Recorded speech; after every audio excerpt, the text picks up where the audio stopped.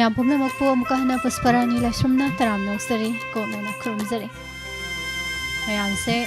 ngai bada yam waram manena music fazabama. Sagi awabado koknabana khongjabani. Mayam pumnamakpo tongan ba platform da wahong radio tabiri ba pumnamakpo thangasari taram noksari sei haurase. Mayhak among isai gitan thada jagoi sabe ai wakhal nungai thokpe ai thamoi nungsi hanbe ai ko okay nungsi ba yausala good afternoon ibong Gurdev Warjia Ima Susila Ijeloli ibong Ningthemalai Sum Thongzu Ima Bino Konzengbom Selang Lintun Asem Ima Bina Sakhi Pabung Zende Kumar Ima Ibe Maning Thokong Laishom Kipjen Singh Kaino Kipjen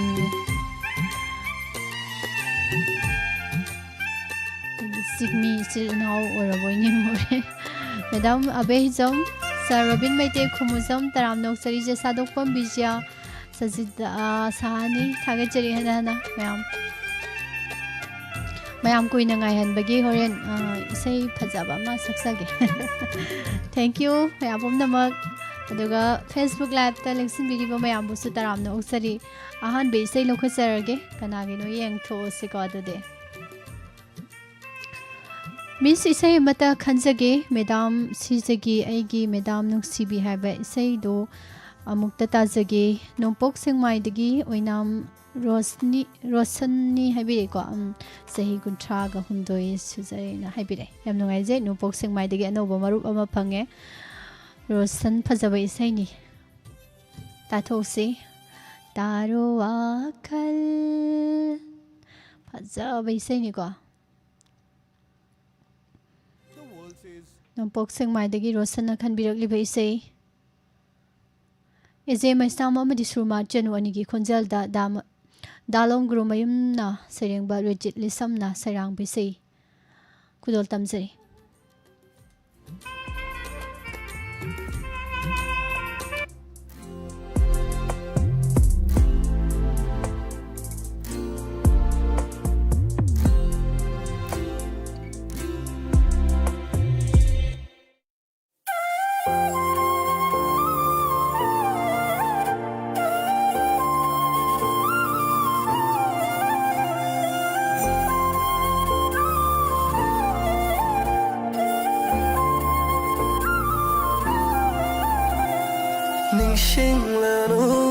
Yadava Thodok Singda Hinglaga Chakle Aige Thamoi Se Nganing Bata Ngang Lonan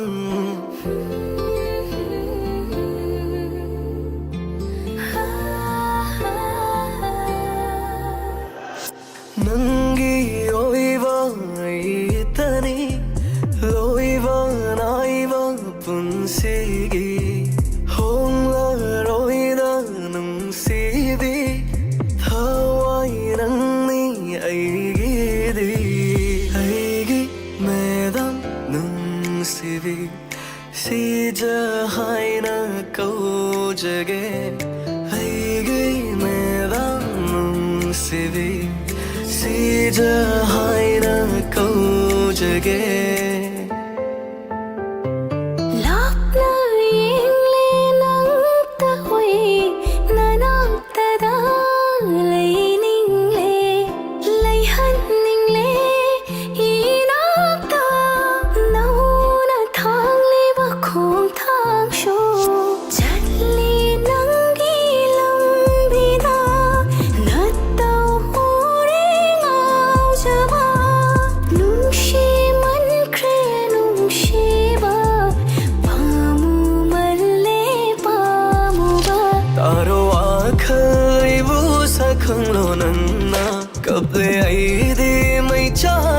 Si Javana Kande mi loi gi pirang shenangdi wana khang jai lo china from the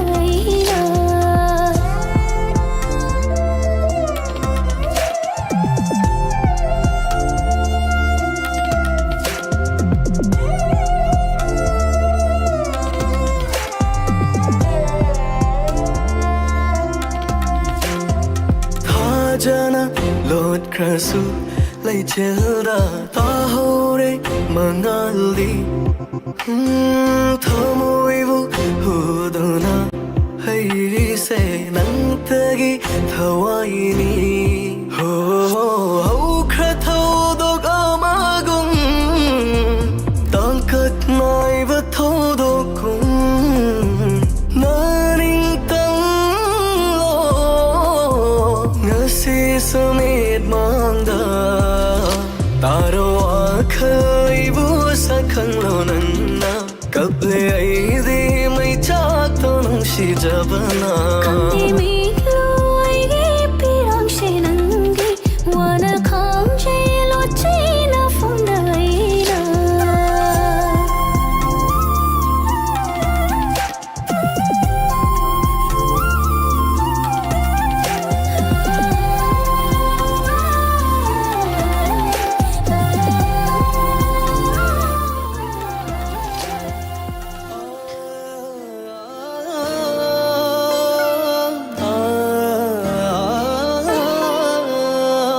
Haurang wakhagi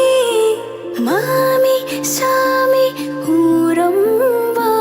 hokra punchi hamagum tangkak nai re nungshiba sapham hongle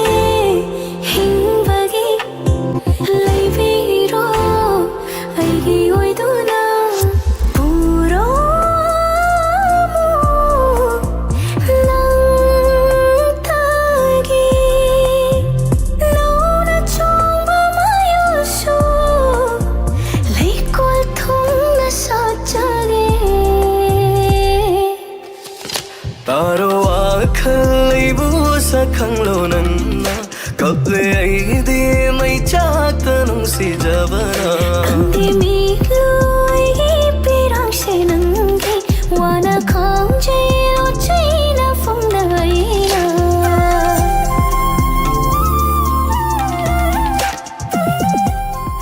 fazaba isay ni ko mayam wakal se kaino ma phawi ai tar isay se tabada haidok pa yade haidoroi ima budibati dam pabung sin ta marjia madam sajida sani maibe maning thaukhong iche indu oinam taramna ukjari thagajari madam behijam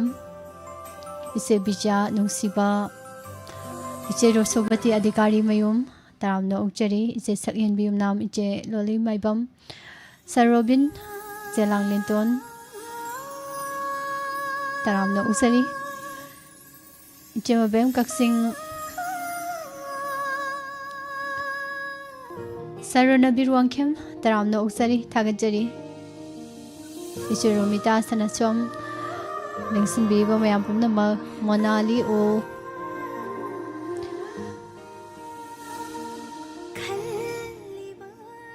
thagajari mayam pumna mak nongna lengsin birakliba mayam busu taramna usari ibung hendi laisrom ima susila nene sabitri laitonjam ima sobita soibam madam sobam omita thagajari uzare chema bem su ure thank you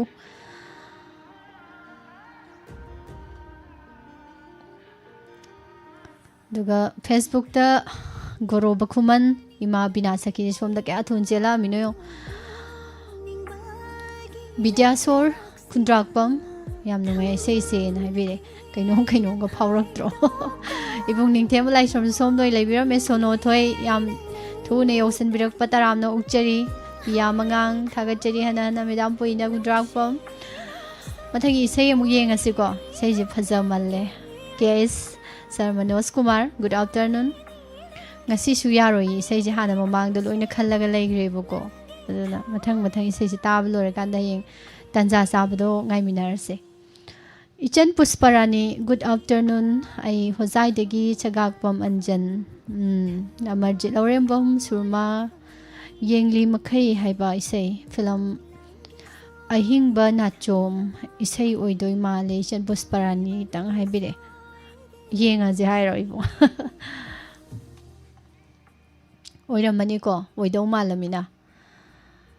Yengli Makai Hana title Lay Seni, say ho with the Kangdre, Carmine say ho no, Tato Simia, Hosainak Pa, Ibung Anjan, KHANBIRAKPA, Nungsi, Lamdam Tamna, Wiki E. Marie Chill in our in a library ba, Dubo, WAHONG radio program, the program coding mak, Sitadana Saruk Yabidana, Punging Togat Bidana. Mayam marak te yawi bayam no ase amarjit lorem bang amadi shurma gi khonjal dagi sei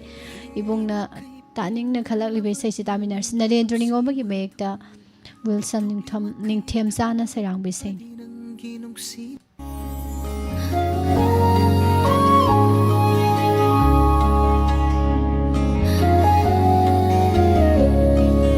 yingli makai penda vadinangi nong si mai thongni Bitokli makai thangat padinangi nong si mai chakni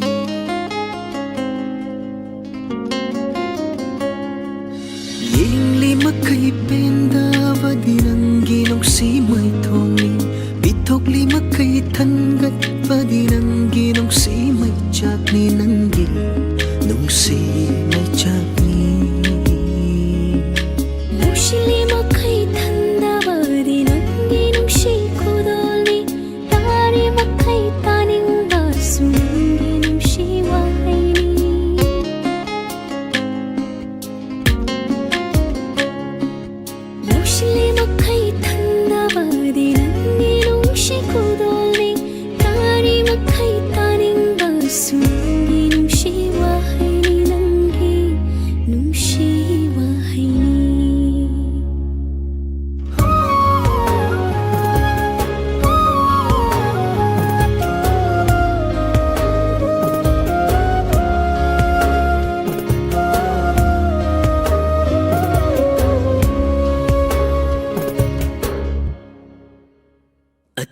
Bagaya layrabasu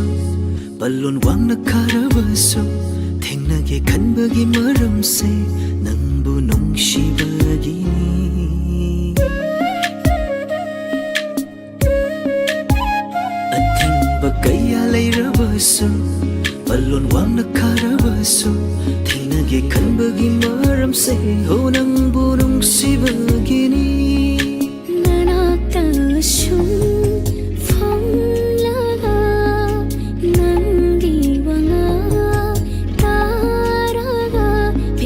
Khanbagi maram se nangbu nungshibagini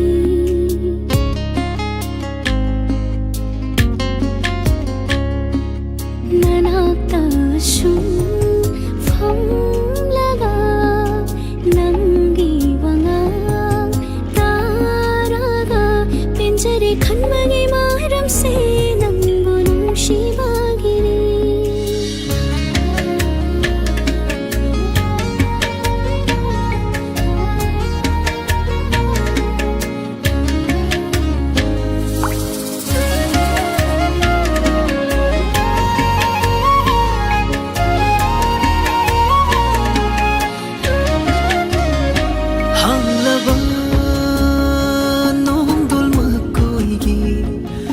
Chil thandravatiyam se aigi thamoigi masakni nangi dama khakliba paklava pahi aigi taru taru walai jase aigi thamoigi masakni nangi dama kathoklava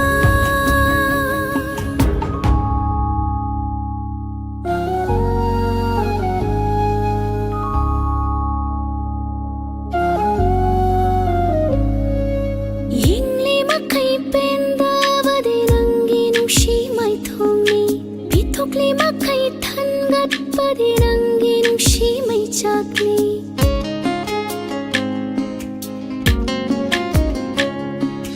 Yingli makai penda vadinangi nungshi mai thongni Bitokli makai thangat padinangi nungshi mai chakni nangi nungshi mai chakni nangi nungshi khudolni tari makai taning basu nangi nungshi wahaini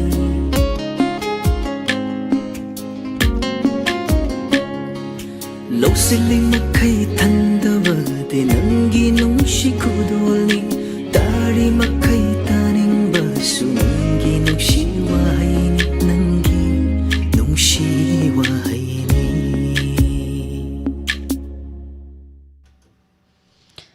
Wow, fazabay say stamina reko. Isay si horok pa dyan si Khangde.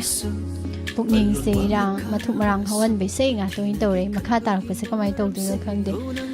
Adu bu isay mapudo hosik pau bugi oy nandi ay na sumyengak pada urak tri sumyeng darak pada.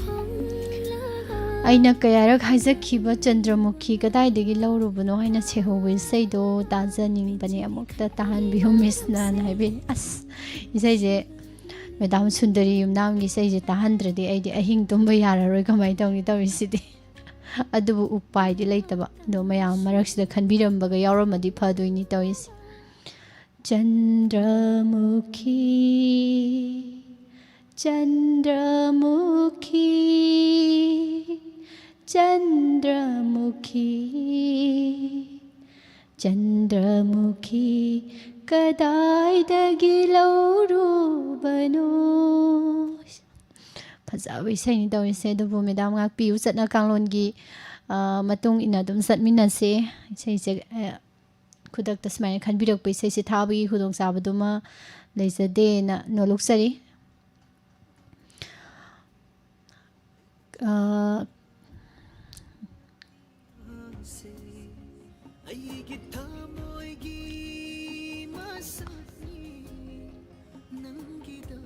Thagatsari ibung sabir maibam udabu kuire ibung se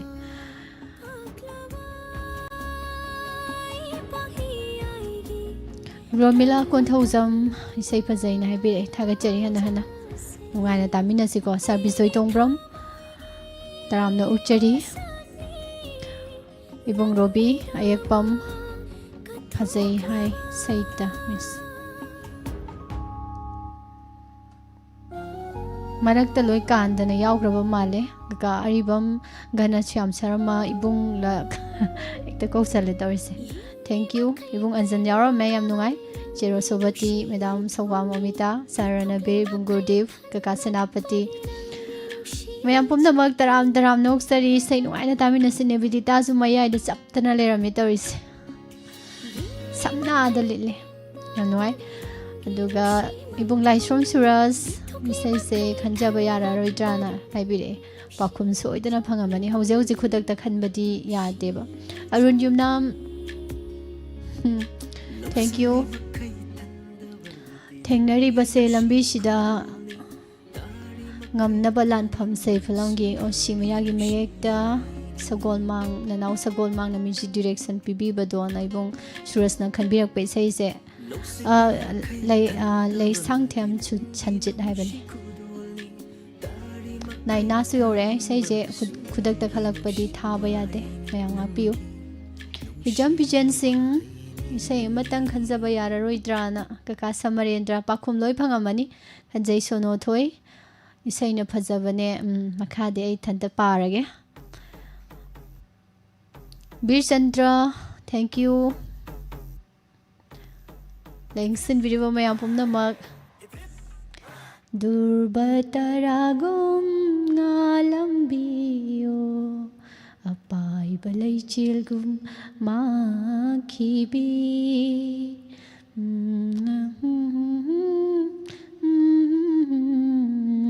Phazabay say ni ko ibong suras na khanbirakpa dubu thabi khudong sabadu leitamnina mayam na khalakpada yawri yengase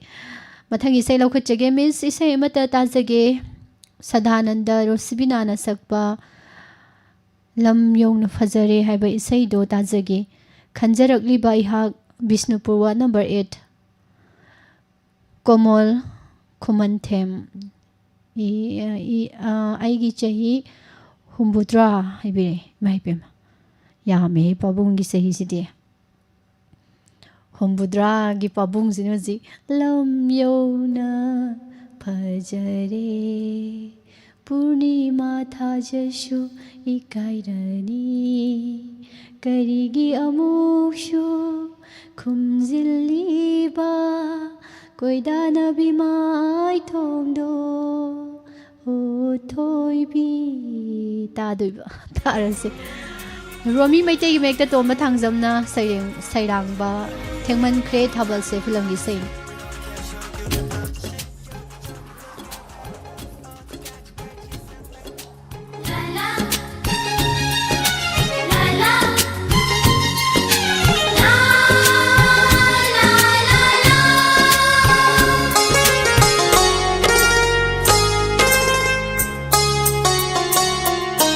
lam yauna fajare purnima thajasu ikairani karigi amuksu khumjiliba koidanabi mai thongdo ho thoibi lam hen ba nangi na tauda malang ba mana talakuna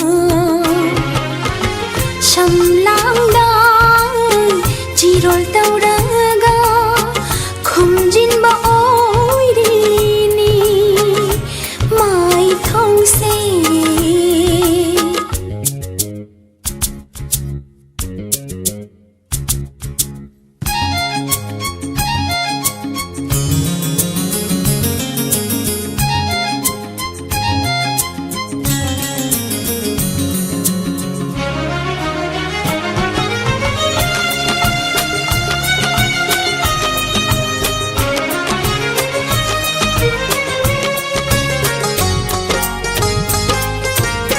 mong hadava na tauna ningol gi leiteng oiribi pakhangi thamoi se mi pai jai lamlan ba kanagi oi khidara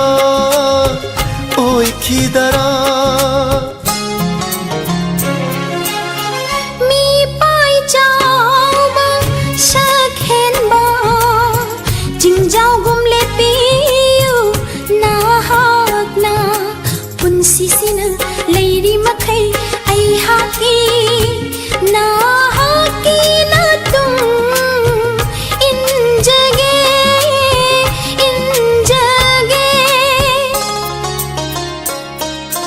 lam yauna fajare purnima thajasu ikairani karigi amuksu khumjiliba koidanabi mai thongdo ho thoibi lam hen ba nangi na tauda malang ba mana talakuna shamlang da jirol tauraga khumjin ba oirini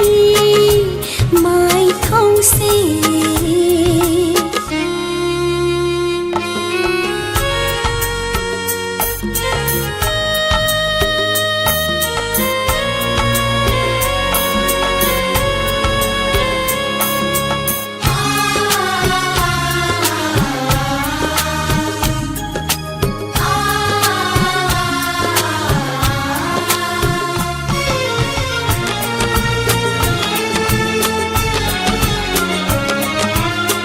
awat patana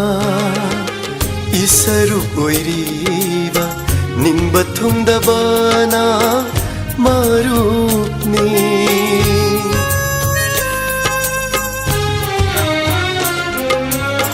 awat patana isaru oiriba ningba thungdabana marupni laira kada pogluba aigidi nungsi panthumdi tam kare loi ba nai ba mi oi pok ta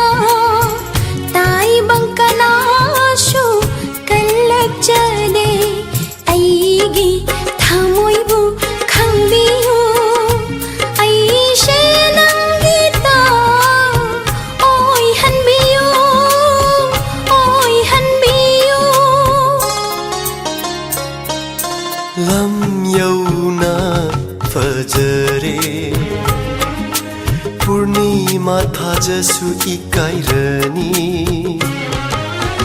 ꯀꯔꯤꯒꯤ ꯑꯃꯨꯛꯁꯨ ꯈꯨꯝꯖꯤꯜꯂꯤꯕ ꯀꯣꯏꯗꯥꯅꯕꯤ ꯃꯥꯏꯊꯣꯡꯗꯣ ꯍꯣ ꯊꯣꯏꯕꯤ ꯂꯝꯍꯦꯟꯕ ꯅꯪꯒꯤ ꯅꯇꯧꯗ ꯃꯥꯂꯪꯕ ꯃꯥꯅ ꯀꯜꯂꯛꯇꯨꯅ ꯁꯝꯂꯥꯡꯗ ꯆꯤꯔꯣꯜ ꯇꯧꯔꯒ ꯈꯨꯝꯖꯤꯟꯕ ꯑꯣꯏꯔꯤꯅꯤ ꯃꯥꯏꯊꯣꯡꯁꯦ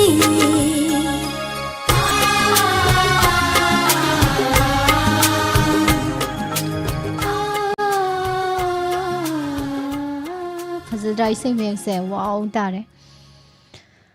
थागसरी काका Senapati sir Robin sir Ranbir जेंदो इबों प्रेमजित हुइड्रोम इबों सबीर माइबम इमानबी ब्रजेश्वरी चेलोली चिरोसोवती आइस मेदाम संदेरानी तराम नौचरी थागसरी लिंगसिन बिरिबो मयाम पुमनमा इचे सादोपम बिजिया मेदाम अचौबी युमनाम नुसीबा मैम इसे मता सकपीरमो सलाम सोफियागी ngawi hainaba meragi thaban tawbado ngawi hainaba natte ngawi shonari baibani chumme soire ngawi sonari ba meragi purnima chumhali hainariba magi phajaba kalakude aina khoidarude mabu thamoibu shumliba magi nau shumi seida mai pe mai sei khoi do isei je karai de lamjan ning mong de loi sakre suna ba matek sim da sai second antara loina andagi fast ka loi pull up subsala sakre taga sari sar bogi ning thousam mayek se geng da dibu ko khoi no toroge sei sum sakhi dana mayek se thoina thola u ya dri sei je ngang bada nine halen ichela lita yengkhom guiding lu Jeromita thagachari isebem jaji nganna thole haujikan nong sing tabna rakangde ibung gurdev ning tv nebitita madam subita laima thagachari hana aduga facebook live ta lebiri basing isai khanbagi do isai se koina khalhan matam je laite boko kaknaba matam laite ibung suras खल थाजरी बेसै सिंसे मतम अमा इखोइना पिथोक्सरे खलए को खलै बेसै लोइना मक्तो थाबा लोइरा कांदा अमुक मयाम दैसै खनबिरो ओना लाउथोक्सरकदोइनिबा मतम से दुना अकक्नबा हाइबा ngamde hai tari sei myam ama khalakpa leijari ado खरगरा सुम नोमगी खतंग खतंग प्रोग्राम से दम ताबिरेदि खंगनि सोदना इबेम सा थोक्सोम तरामना उचरी माव हेंगबम सुबिता थागसरि नैना इबुंग निंगथेम बगोरोबा मैम पुमनम हना थागसरी मथंगी इसै लौखचगे दुगा नुंसी थोइबा लाई करीगे अमुकसु खुमजिल्लिबा कोइदानबी माइथोंदो हो थोइबी फजद्रो मथंगी इसै येंगसे कनागिनोमो मिस इसै मत खंजगे सोंग तमलमद्रबी बाय बी कोंजे थाजरकली बैसा जसिता लेफमना कवा चही दिहाना हपचक्रे थैंक यू मैम पुना तांजगी हाइबिरे जसिता याम नुंगाई हतक थेंगनारे को इसै जी अमुक्ता ताद्रिबा इसै ओइदोइ माले आइगी ओइनादि मयाम तासे को जसिता ना खनबिरकलिबा इसै बी कोंजे सकपे से हाइबिरे तमलमद्रबी हारमिना छेत सोंग लाकबा होरे मखा कमदौरकपा दो येंगसिक्यो अदुम लेबियो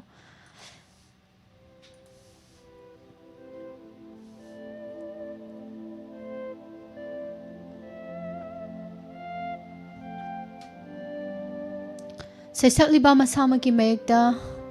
ताइबंग अंगोमना सैरांगबेसै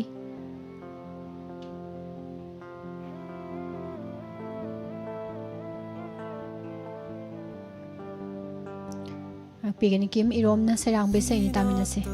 लेरिङै हौके ꯍꯧꯈꯤꯕ ꯄꯨꯟꯁꯤꯗ ꯅꯨꯡꯉꯥꯏꯕ ꯉꯝꯈꯤꯗ꯭ꯔꯕꯤ ꯃꯥꯗꯣ ꯆꯠꯈ꯭ꯔꯕꯗ ꯏꯐꯝꯗꯩ ꯅꯪꯅ ꯑꯩꯕꯨ ꯊꯥꯗꯣꯛꯇꯨꯅ ꯋꯥꯔꯧꯕꯗꯤ ꯂꯩꯇꯦ ꯅꯪꯒꯤ ꯅꯐꯝꯗ ꯅꯨꯡꯗꯤ ꯅꯨꯡꯁꯤꯔꯤꯌꯦ ꯊꯃꯣꯏꯁꯨ ꯇꯧꯔꯤꯌꯦ ꯅꯤꯡꯉꯥꯏ ꯆꯠꯈꯤꯅꯨ ꯈꯥꯝꯕꯤꯌꯨꯅ ꯍꯥꯏ ꯀꯔꯝꯅ ꯏꯆꯤꯜꯁꯤꯅꯗꯤ ꯍꯥꯏꯒꯅꯤ ꯅꯐꯝꯗ ꯑꯩꯅ ꯄꯦꯟꯊꯣꯛꯄ ꯅꯠꯇꯅ ꯌꯥꯏꯐꯅꯕ ꯅꯪꯒꯤ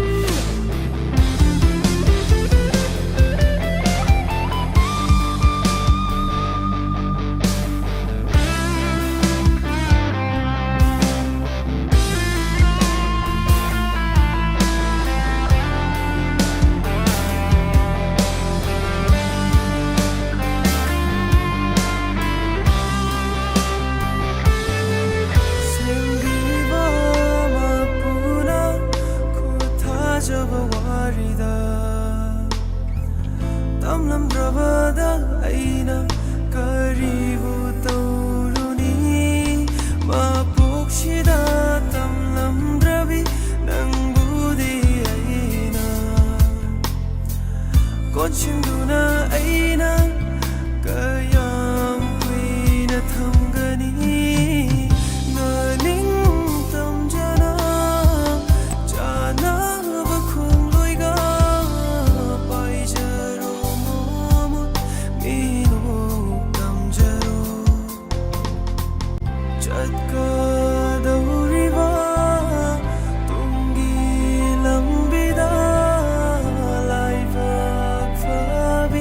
ꯃꯤꯡꯊꯣꯜ ꯐꯪꯖꯔꯣ ꯃꯊꯪ ꯃꯄꯣꯛꯇꯨꯅ ꯂꯩꯔꯝꯕ ꯊꯣꯛꯂꯕꯗꯤ ꯉꯥꯏꯔꯝꯒꯦ ꯑꯩꯁꯨ ꯅꯪꯇꯒꯤ ꯑꯣꯏꯅ ꯕꯤꯗꯥꯏ ꯇꯧꯔꯤ ꯑꯩꯅ ꯅꯨꯡꯉꯥꯏꯕꯇꯁꯨ ꯑꯣꯏꯌꯨ ꯆꯠꯂꯣꯀꯣ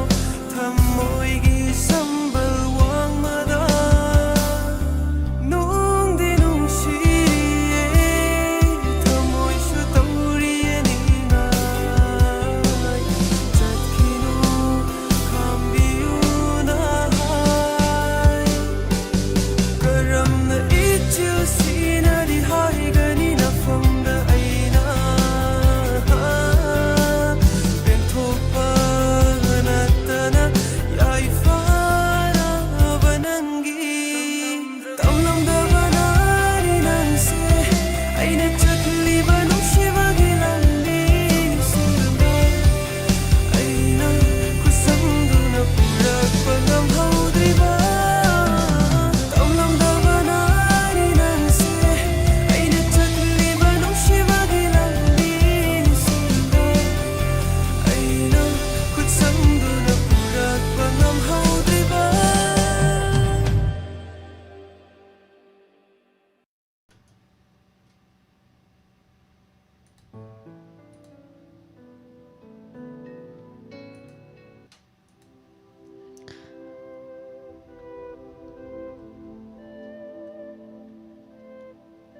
ꯂꯥꯏꯐꯇ ꯂꯩꯔꯤꯕ ꯃꯌꯥꯝ ꯃꯔꯛꯇ ꯔꯣꯜ ꯀꯧꯗꯕꯁꯨ ꯌꯥꯎꯔꯤ ꯑꯩꯅ ꯊꯦꯡꯗꯤ ꯊꯦꯡꯅꯈꯤꯕ ꯑꯗꯨꯒ ꯀꯧꯔꯝꯗꯥꯏꯗꯗꯤ ꯃꯥꯡꯗ ꯂꯩꯔꯝꯗꯕ ꯍꯥꯏꯇꯥꯔꯦꯀꯣ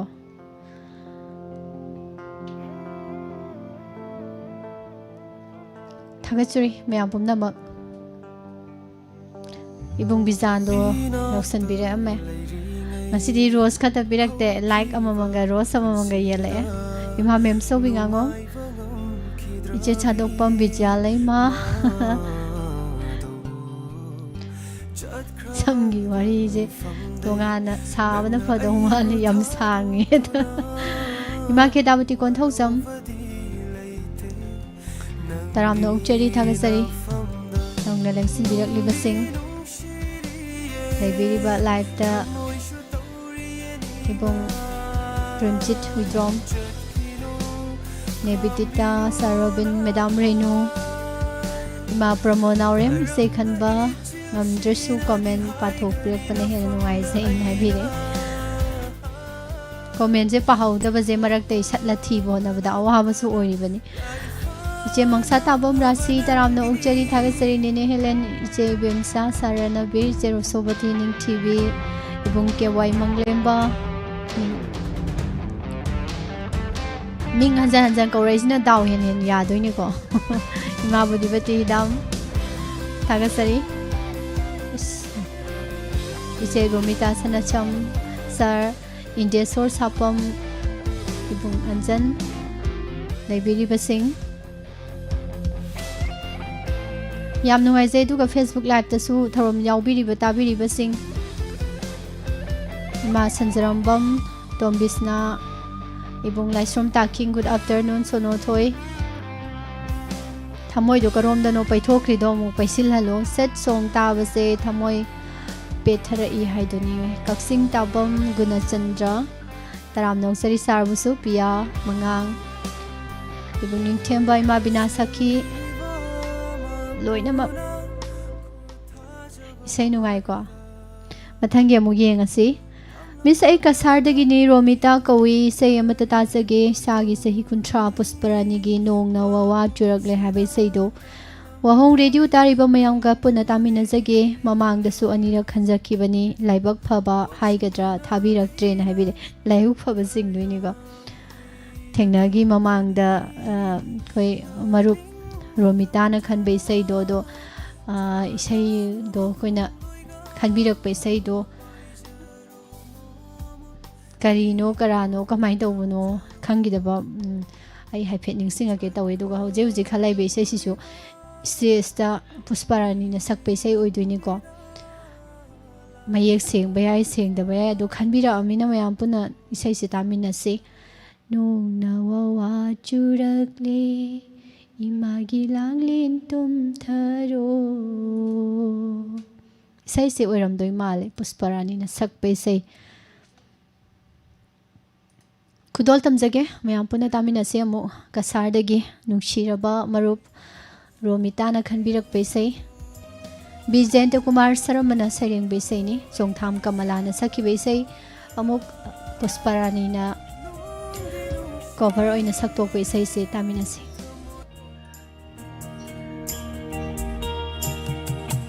Nung nawawa churakli imagilanglin tum tharo Nawawa churakle imagilanglin tum tharo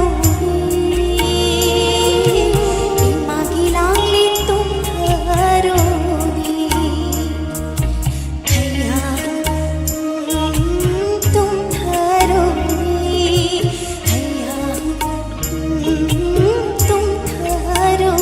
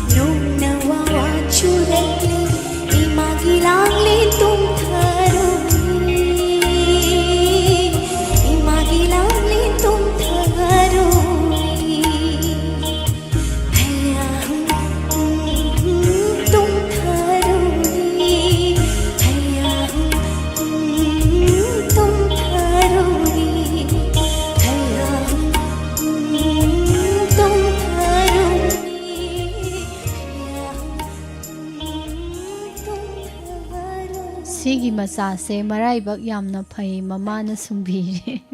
ꯑꯗ ꯇꯥꯔꯦꯅꯦ ꯅꯨꯡꯁꯤ ꯊꯣꯏꯕ ꯊꯥꯒꯠꯆꯔꯤ ꯃꯤꯡꯅ ꯐꯖꯕꯅꯦ ꯀꯣꯃꯦꯟꯅ ꯐꯖꯕꯅꯦ ꯍꯦꯟꯅ ꯊꯣꯏꯅ ꯅꯨꯡꯁꯤꯍꯜꯂꯦ ꯑꯗꯨꯅꯤ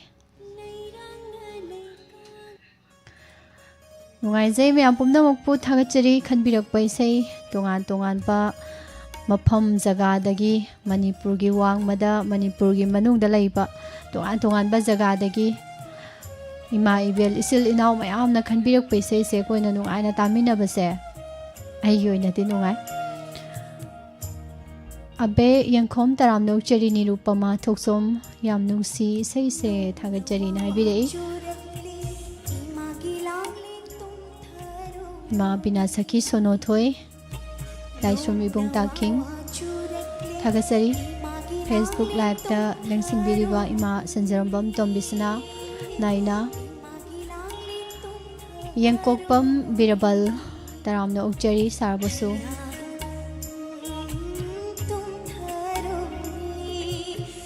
ꯀꯀꯥ ꯂꯥꯏꯁ꯭ꯔꯝ ꯔꯙꯥ ꯒꯨꯗ ꯑꯥꯐꯇꯔꯅꯨꯟ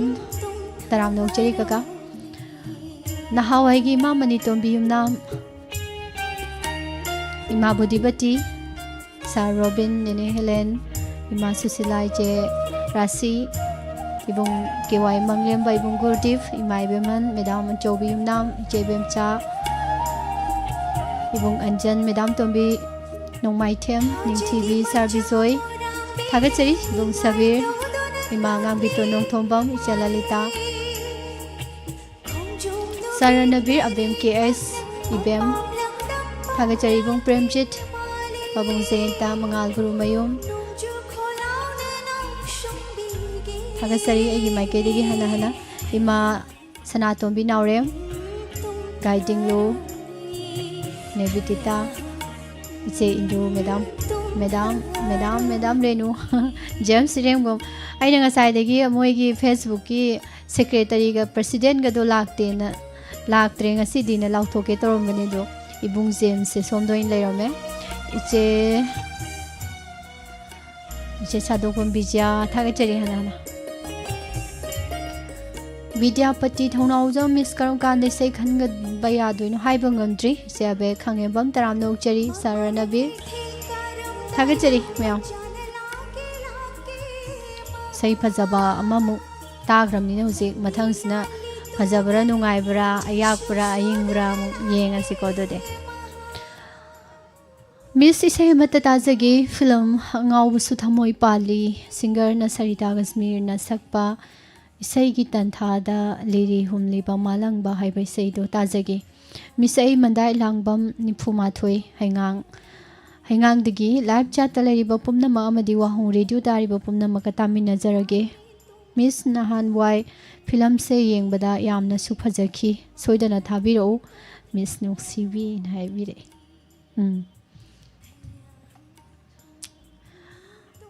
इसेगी तांथादा लिरी हुमलिबा मालंगबा इसेगी सहेक्ता इपम हौरिबा मालंगबा मखादी सरितादगी हेक्ता ताहलागे खुदोल तमजरी अंगाउस थमोय पाली फिल्म दगी चेमंदा लांगबम न खनबिरकलिबिसै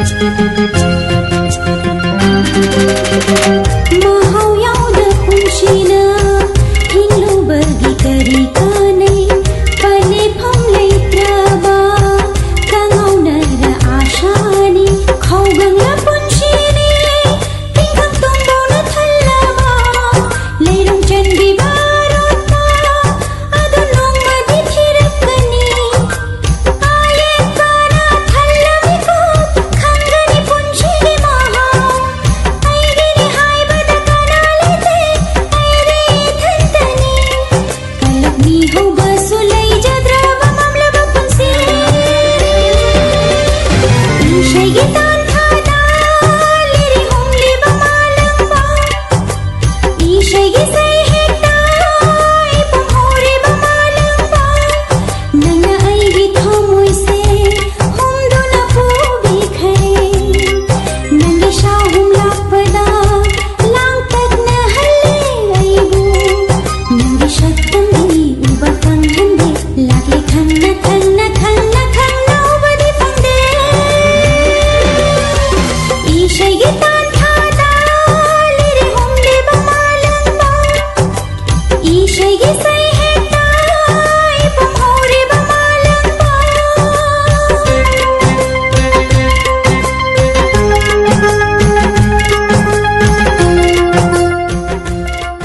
ꯐꯖꯕꯒ ꯅꯨꯡꯁꯤꯕꯒ ꯄꯨꯟꯅ ꯁꯨꯅ ꯌꯥꯎꯔꯕ ꯏꯁꯩꯅꯤꯀꯣ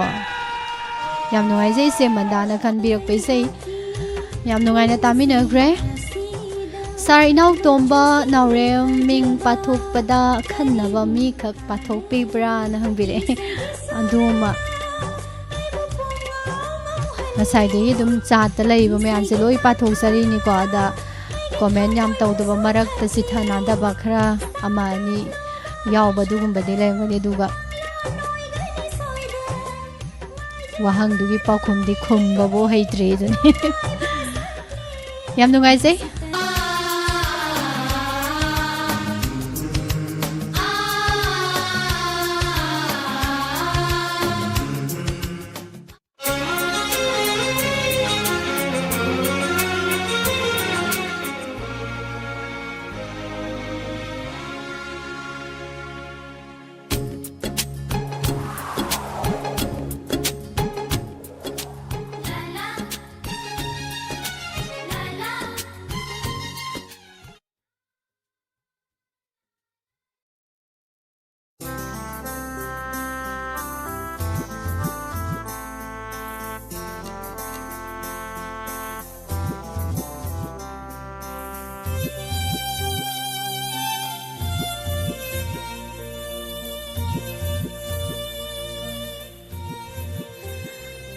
ꯇꯟꯖꯥ ꯃꯦꯟꯖꯥ ꯆꯥꯗꯅ ꯅꯦꯠꯁꯦ ꯃꯕꯨꯛ ꯌꯥꯝ ꯐꯠꯇꯦ ꯂꯣꯏꯔꯝꯗꯥꯏꯁꯤꯗ ꯇꯧꯔꯤꯁꯦ ꯃꯌꯥꯝꯁꯦ ꯂꯣꯏ ꯀꯉꯥꯎꯅꯍꯜꯂꯦ ꯏꯁꯩ ꯐꯖꯕ ꯑꯃ ꯁꯨꯝ ꯇꯥꯔꯤꯉꯩꯗ ꯈꯪꯍꯧꯗꯅ ꯅꯦꯠꯁꯤ ꯆꯞ ꯂꯦꯞꯇꯅ ꯂꯩꯈꯤꯕꯁꯤꯗ ꯑꯩꯁꯨ ꯀꯣꯏꯆꯦꯜ ꯍꯦꯛ ꯆꯦꯜꯂꯨꯔꯦ ꯇꯧꯔꯤꯁꯦ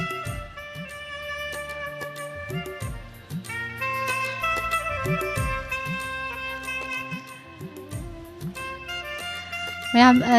ꯅꯦꯠ ꯇꯠꯂꯨꯔꯕꯒꯤ ꯃꯇꯨꯡꯗ ꯂꯦꯝꯍꯧꯔꯤꯕ ꯂꯥꯏꯞꯇ ꯂꯩꯍꯧꯔꯤꯕ ꯃꯌꯥꯝꯕꯨ ꯑꯃꯨꯛꯀ ꯍꯟꯅ ꯇꯔꯥꯝꯅ ꯑꯣꯛꯆꯔꯤ ꯊꯥꯒꯠꯆꯔꯤ ꯏꯁꯩ ꯑꯅꯤ ꯑꯍꯨꯝꯗ ꯂꯧꯈꯠꯆꯒꯦꯅ ꯈꯜꯂꯨꯕꯅꯤ ꯑꯗꯨꯅ ꯌꯥꯔꯔꯣꯏ ꯇꯧꯔꯤꯁꯦ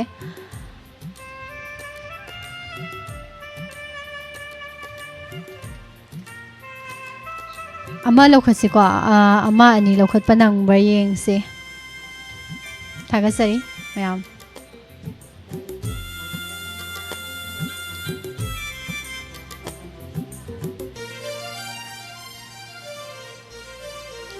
ꯃꯤꯁ ꯏꯁꯩ ꯑꯃꯇ ꯇꯥꯖꯒꯦ ꯁꯨꯔꯃꯥ ꯆꯅꯨ ꯑꯃꯗꯤ ꯔꯥꯍꯨꯜ ꯑꯅꯤꯅ ꯁꯛꯄ ꯅꯨꯡꯁꯤꯔꯦ ꯅꯨꯡꯁꯤꯔꯦ ꯍꯥꯏꯕꯗꯣ ꯇꯥꯖꯒꯦ ꯃꯦꯁꯦꯖ ꯊꯥꯖꯔꯛꯂꯤꯕ ꯑꯩ ꯅꯣꯡꯄꯣꯛ ꯁꯦꯛꯃꯥꯏꯗꯒꯤ ꯃꯌꯥ ꯆꯍꯤꯅ 25 ꯁꯨꯖꯔꯦ ꯃꯤꯁ ꯑꯩꯗꯤ ꯋꯥꯍꯣꯡ ꯔꯦꯗꯤꯑꯣ ꯇꯥꯔꯒ ꯐꯤ ꯁꯥꯔꯒ ꯂꯩꯖꯔꯤꯅ ꯍꯥꯏꯕꯤꯔꯛꯑꯦ ꯌꯥꯝ ꯅꯨꯡꯉꯥꯏꯖꯩ ꯃꯌꯥ ꯐꯖꯕ ꯏꯁꯩ ꯑꯃ ꯈꯟꯕꯤꯔꯛꯄ ꯂꯣꯏꯁꯤꯜꯂꯛꯄꯁꯤꯗꯀꯣ ꯅꯣꯡꯅ ꯅꯣꯡ ꯆꯨꯕꯅꯦ ꯀꯥꯟꯅꯗꯦ ꯅꯣꯡꯒꯤ ꯇꯥꯔꯛꯄꯒꯤ ꯃꯈꯣꯟꯁꯦ ꯍꯥꯠꯅꯕ ꯈꯤꯇꯪ ꯂꯥꯡꯕ ꯏꯁꯩꯁꯦ ꯇꯥꯔꯒ ꯃꯈꯣꯟꯁꯦ ꯍꯥꯠꯄ ꯉꯝꯕ꯭ꯔꯥ ꯌꯦꯡꯁꯦ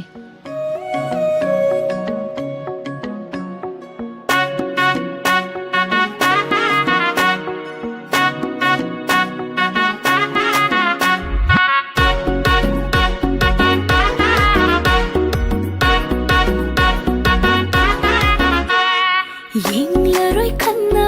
ꯎꯏꯁꯤꯜꯂꯨꯕꯅꯤ ꯑꯩꯒꯤ ꯃꯤꯠꯁꯦ ꯅꯪꯕꯨ ꯂꯥꯛꯏ ꯅꯪꯗꯤ ꯇꯣꯏꯅ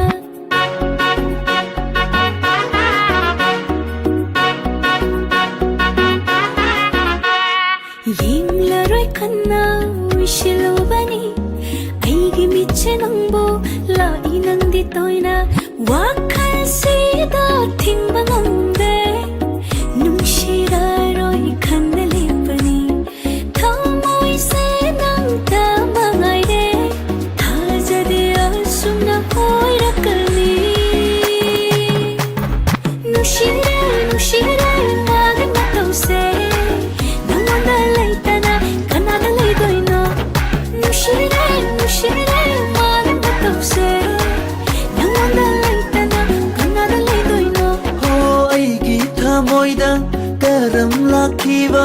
ꯅꯪꯒꯤ ꯅꯨꯡꯁꯤꯕ ꯂꯩꯔꯝꯂꯦ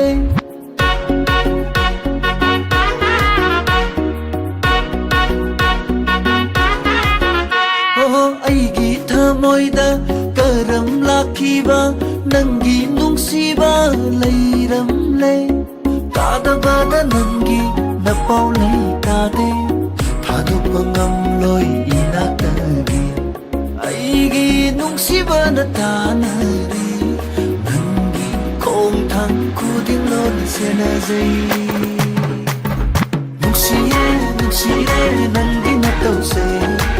ꯑꯩꯒꯤ ꯑꯣꯏꯖꯒꯦ ꯀꯅꯥꯒꯤꯁꯨ ꯑꯣꯏꯍꯜꯂꯣꯏ ꯅꯨꯡꯁꯤꯔꯦ ꯅꯨꯡꯁꯤꯔꯦ ꯅꯪꯒꯤ ꯅꯇꯧꯁꯦ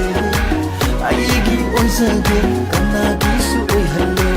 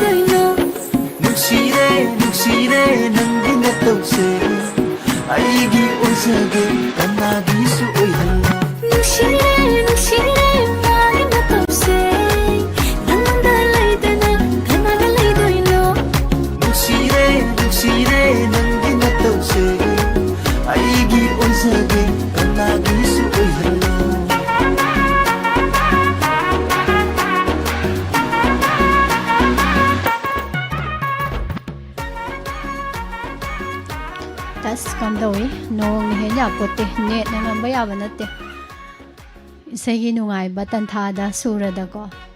ꯑꯩꯈꯣꯏꯅ ꯑꯗꯨꯝ ꯍꯦꯜꯂꯛꯀꯅꯤ ꯅꯠꯇ꯭ꯔꯥ ꯖꯦꯝꯁ ꯀꯀꯥ ꯈꯝꯕ ꯁ꯭ꯃꯥꯔꯠ ꯃꯦꯟ ꯇꯔꯥꯝꯅ ꯑꯣꯛꯆꯔꯤ ꯃꯤꯁꯇꯔ ꯂꯦꯝꯕ ꯁꯔꯣꯡꯕꯝ ꯏꯃꯥ ꯑꯍꯟꯕꯤ ꯂꯩꯃ ꯇꯔꯥꯝꯅ ꯑꯣꯛꯆꯔꯤ ꯊꯥꯒꯠꯆꯔꯤ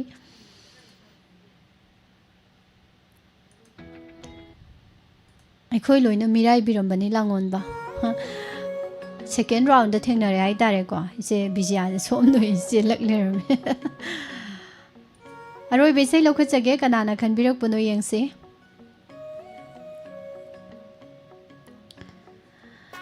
ꯒꯨꯗ ꯑꯐꯇꯔꯅꯨꯟ ꯃꯤꯁ ꯆꯦꯆꯦ ꯏꯁꯩ ꯑꯃꯇ ꯇꯥꯖꯒꯦ ꯕꯤꯇꯟ ꯆꯣꯡꯊꯥꯝ ꯑꯃꯗꯤ ꯑꯅꯥ ꯂꯤꯁꯥ ꯑꯅꯤ ꯄꯨꯟꯅ ꯁꯛꯃꯤꯟꯅꯕ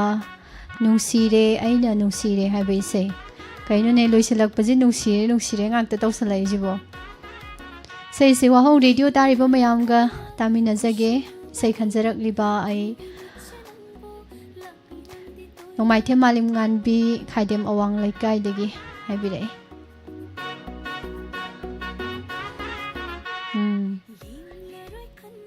ꯅꯨꯡꯁꯤꯔꯦ ꯅꯨꯡꯁꯤꯔꯦ ꯇꯧꯔꯁꯤꯀꯣ ꯂꯣꯏꯁꯤꯜꯂꯛꯄꯁꯦ ꯁꯤꯅ ꯄꯛꯆꯔꯦꯕ ꯈꯨꯗꯣꯜ ꯇꯝꯖꯔꯤ ꯑꯅꯥ ꯂꯤꯁꯥ ꯑꯃꯗꯤ ꯕꯤꯇꯟ ꯆꯣꯡꯊꯥꯝ ꯑꯅꯤ ꯄꯨꯟꯅ ꯁꯛꯃꯤꯟꯅꯔꯤꯕ ꯅꯨꯡꯁꯤꯔꯦ ꯑꯩꯅ ꯅꯨꯡꯁꯤꯔꯦ ꯏꯁꯩꯁꯦ ꯈꯨꯗꯣꯜ ꯇꯝꯖꯒꯦ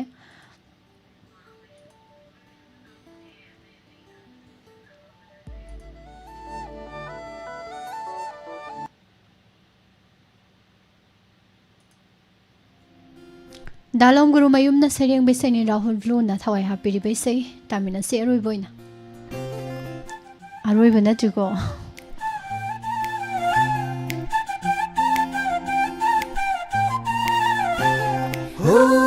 누시래 누시래 남새 남다의 알그리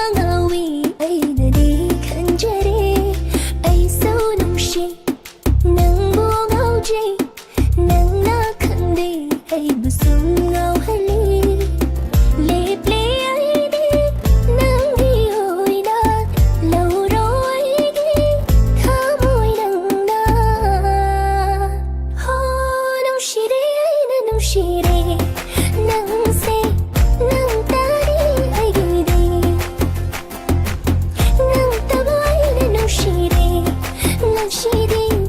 ಐಗಿದೆ ನಂತನೇ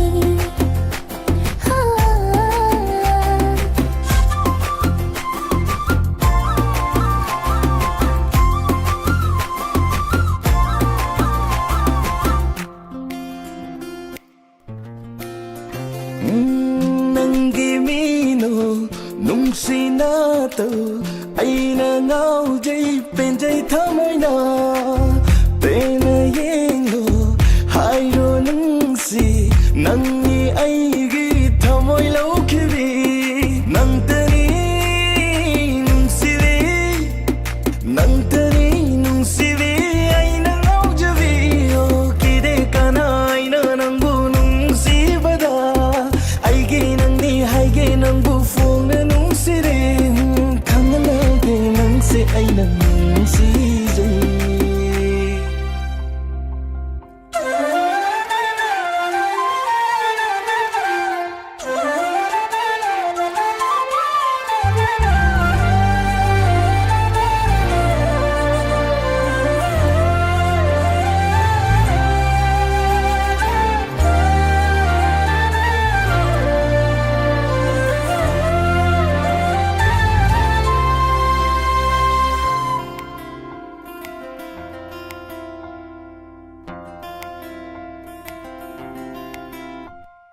ꯁꯦꯡꯂꯕ ꯅꯨꯡꯁꯤꯕ ꯑꯣꯏꯅꯤꯡꯕꯗꯣ ꯅꯪꯒꯤꯇ ꯉꯁꯤꯗꯤ ꯎꯔꯦ ꯃꯤꯠꯇ ꯅꯪꯒꯤ ꯀꯥꯎꯔꯦ ꯑꯩꯅ ꯇꯥꯏꯕꯪ ꯑꯩꯒꯤ ꯄꯤꯊꯣꯛꯂꯦ ꯉꯁꯤꯗꯤ ꯅꯨꯡꯁꯤꯕꯗꯣ ꯅꯪꯒꯤ ꯑꯩꯒꯤꯇ ꯑꯣꯏꯔꯦ ꯅꯪꯁꯤ ꯂꯦꯡꯗ ꯂꯦꯞꯀꯤꯗꯛꯇ ꯅꯪꯒꯤ ꯃꯤꯍꯨꯜ ꯑꯣꯏꯅ ꯍꯥꯏꯔꯣꯕ ꯑꯩꯕꯨ ꯅꯨꯡꯁꯤ 오이제게 기타 랩라게 난 기타 덤모이세 이긴 타레 와나가이란바 락레 이기수 랑레 덤모이세 이기 숨비레 호룽시 낭따니 아이나 가이리바 아이기 울락도니 비게 아이기 타이수 ನುಸಿರೆ ನುಸಿರೆ ನಂಸೆ ನಂತಾರೆ ಐಗಿದೆ ನಂತವಾಯಿನ ನುಸಿರೆ ನುಸಿರೆ ಐಗಿದೆ ನಂತನೇ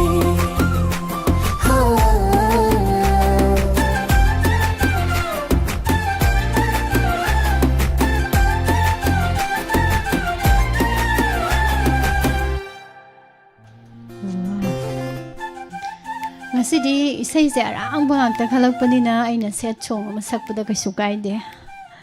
ꯅꯠꯇ꯭ꯔ ꯖꯦꯝꯁ ꯊꯥꯒꯠꯆꯔꯤ ꯃꯌꯥꯝ ꯄꯨꯝꯅꯃꯛ ꯇꯔꯥꯝꯅ ꯑꯣꯛꯆꯔꯤ ꯃꯦꯗꯥꯝ ꯄꯣꯏꯅ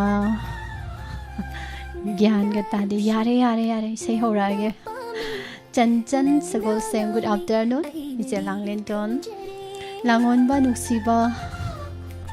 ꯀꯧꯕꯅ ꯃꯔꯨ ꯑꯃ ꯅꯨꯡꯉꯥꯏꯔꯤꯕ ꯃꯤꯡꯁꯦ ꯒꯣꯔꯣꯕꯁꯨ ꯌꯧꯁꯜꯂꯛꯑꯦ ꯑꯅꯤꯁꯨꯕ ꯋꯥꯔꯣꯜꯁꯤꯅꯦ ꯑꯥꯏꯗꯤꯁꯤꯕꯨ ꯆꯨꯝꯃꯕ꯭ꯔꯣ ꯏꯕꯥꯏꯁꯤꯕꯨ ꯑꯅꯤꯁꯨꯕ ꯋꯥꯔꯣꯜ ꯍꯥꯏꯕꯅꯤꯀꯣ ꯅꯨꯡꯁꯤ ꯅꯨꯡꯁꯤ ꯍꯥꯏꯔꯒ ꯀꯔꯤꯒꯤ ꯁꯥꯎꯔꯤꯕ ꯍꯪꯕ ꯌꯥꯕ ꯀꯣꯏꯁꯟꯅꯤꯀꯣ ꯃꯗꯣ ꯉꯁꯤꯗꯤ ꯑꯔꯥꯡꯕ ꯏꯁꯩ ꯉꯥꯛꯇ ꯈꯜꯂꯛꯑꯕꯅꯤꯅ ꯑꯩ ꯁꯦꯠ ꯁꯣꯡ ꯑꯃ ꯁꯛꯇꯣꯔꯛꯑꯒꯦ ꯂꯣꯏꯁꯤꯜꯂꯛꯄꯁꯤꯗ ꯑꯩꯅ ꯏꯁꯩ ꯂꯣꯏꯗ꯭ꯔꯤ ꯍꯥꯏꯗ꯭ꯔꯥ ꯃꯌꯥꯝ ꯇꯥꯃꯤꯟꯅꯁꯤ ꯈꯨꯗꯣꯜ ꯇꯝꯖꯒꯦ ꯏꯁꯩ ꯐꯖꯕ ꯅꯨꯡꯁꯤꯕ ꯑꯃ ꯃꯌꯥꯝ ꯀꯞꯀꯅꯨꯀꯣ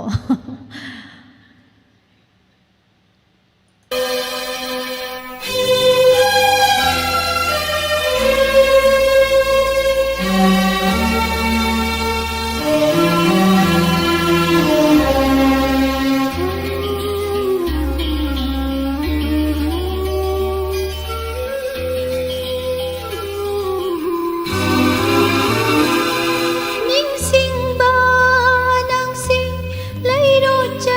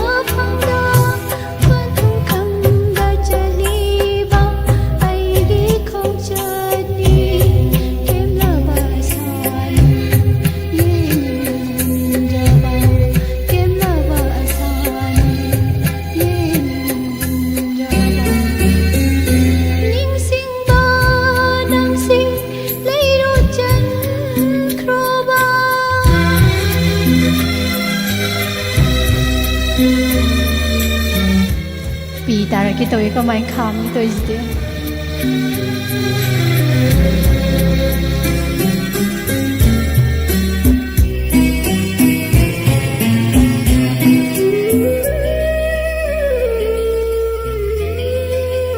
녹슨나라게 이루바와리니 로이신 펑칸드라바 아로이발라마이니 이팡라이트라바 이팡라이트라바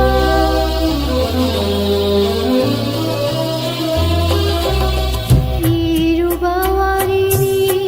로이신 펑칸드라바 아로이발라마이니 이팡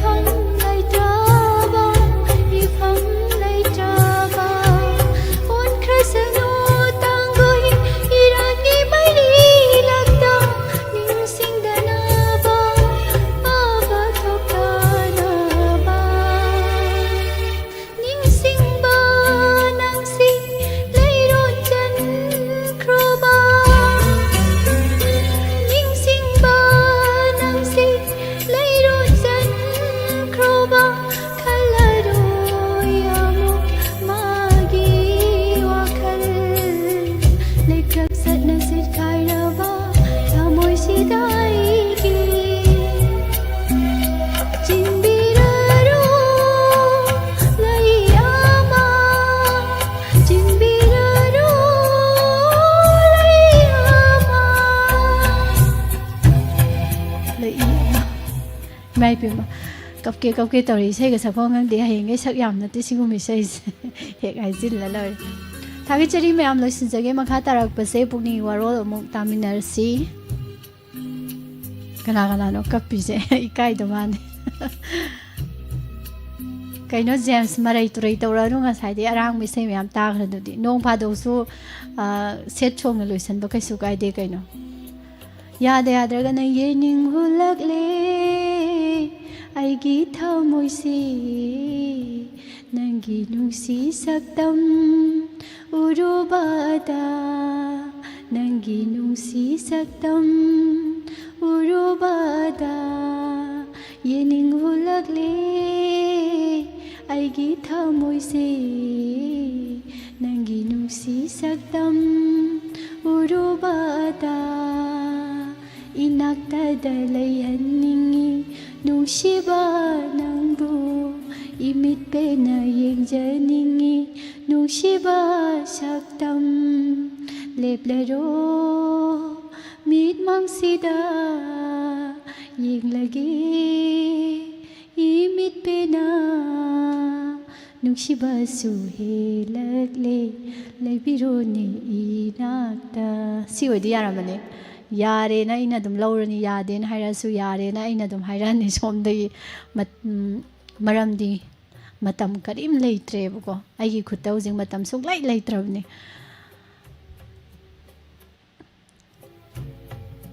सिगुम बिसैजे बेरानी है चुम्मे सार कक्सिंग ताबम गुणचंद्र कइनो लेई चिंगबदी फरक ताइको होंगना देबा नुंसी फोक सोंग ओइना सकलो अस लांगवन बु नुंसी बा येंग मतंग साबम दे येंगसे ngasi matam je ai gi khutta suklai heng lai tre duna loiselase ko pukningi warol makha tarak pada thamjari loina na nungthil gi matam da talent han program lei jai mayam saru ya biu talent han ki program sai hai jai jabu thok piu dialogue mate em tau thok tana mimicry hai basing losilaga thambi ganu wahong radio tari ba yengi ba mayang ha adom gi hai jaba talent na potha han biu hai ba wafam se thamjaram baga loina na ngasi damakta di message ta adom na khanbirakpa isai thoram loisinjabagi ayabado lawjari mayang bo amuka hana pusparani laisomna khurumjari